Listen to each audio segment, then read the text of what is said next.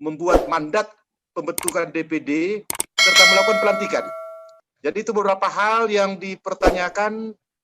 Jadi mohon kesediaan Pak Ketum untuk memberikan petunjuk. Dipersilakan Pak Ketum. Baik, terima kasih. Yang pertama sekali, saya dari urut bawah dulu ya. Kalau dari urut atas sudah biasa itu, ya. Dari urut bawah dulu. Tentang reorganisasi dan revitalisasi. Reorganisasi itu adalah perampingan, ya, perampingan dari sekian banyak kepengurusan, ya, cukup hanya 10 orang, ya.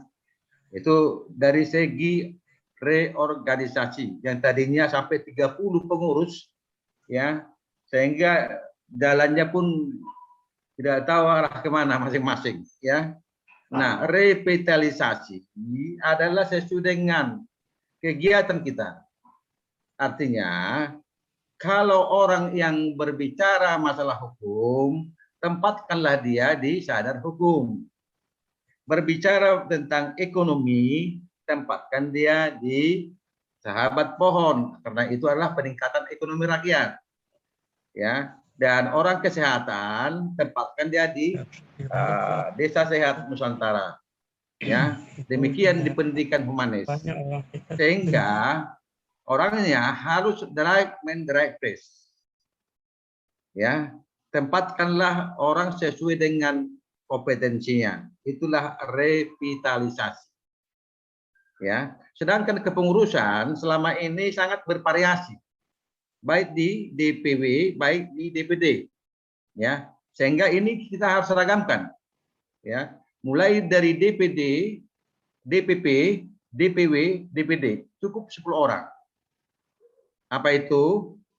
Ketua, wakil ketua 2, ya 3, sekretaris 2, 5, bendahara 1, 6, tambah 4 koordinator divisi sesuai dengan kegiatan, 10 orang cukup. Nah, 10 orang ini, ya, inilah namanya pengurus. Selebihnya itu anggota. Anggota di bawah masing-masing koordinator divisi. Kalau orang kesehatan, tempatkan dia di kesehatan. Orang hukum, tempatkan dia di orang hukum sebagai anggota. Tentu ini adalah leader-leader kita nanti yang untuk menggerakkan masing-masing kegiatan. Nah, itulah yang paling mendasar tentang reorganisasi dan revitalisasi. Yang kedua, apakah sudah bisa melantik DPW dalam kondisi pandemi sekarang ini? Sudah. Asal saja kepengurusan itu ya tidak lagi melalui mandat pengurus, tetapi lakukan musyawarah, hasil musyawarah itu sampaikan kepada DPP, itu sudah sah. Ya, jadi tidak lagi asal tunjuk orangnya, asal catat orangnya. Ini enggak kredibel, enggak akuntabel.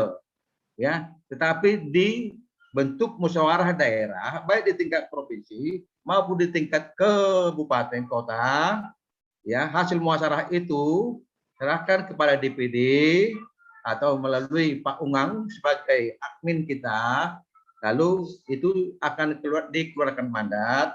Setelah keluar mandat sudah bisa melantik masing-masing daerah. DPW bisa melantik DPD, DPD bisa melantik DPC kecamatan. Ya, jadi jenjang forum ini terdiri dari DPP itu di tingkat pusat, DPW di tingkat provinsi, DPD tingkat kabupaten kota, karena otonomi daerah itu di kabupaten kota, makanya DPD. Ya. Nah, sedangkan di kecamatan disebut DPC. Ya, asal saja sudah hasil musyawarah itu diserahkan ke DPP, ya, dan sudah diterbitkan SK, sudah boleh bergerak. Ya, mengingat masa pandemi sekarang ini, ya, seharusnya harus pelantikan dulu, ya. Tetapi karena masa pandemi ini, ya, tidak mungkin bisa sejangkau ke NTB, kecuali NTB. Kalau perlu pelantikan NTB hadir ketua umum, saya akan hadir. Ya, tapi ini khusus untuk NTB karena di sana ada Pak Ungang, ya, orang tua saya. Itu saya hormati itu. 10 tahun yang lalu saya sudah kenal Pak Ungang melalui medsos. Padahal sampai sekarang tidak pernah berjabat tangan. Tetapi begitu manis, ya, persahabatan, ya, persaudaraan antara kita semua yang digalang dalam forum komunitas Bela Nusantara Indonesia FKB ini. Itulah yang paling tentang tentang pertanyaan, ya, dari NTB DPW NTB Bapak Dr. Rusli, ya. Nanti kalau masih kurang jelas boleh tanyakan setelah acara ini, nanti akan bincang-bincang. Nah, masalah kurikulum pendidikan humanis, namanya kurikulum. Kurikulum itu arah, ya. Kurikulum artinya arah.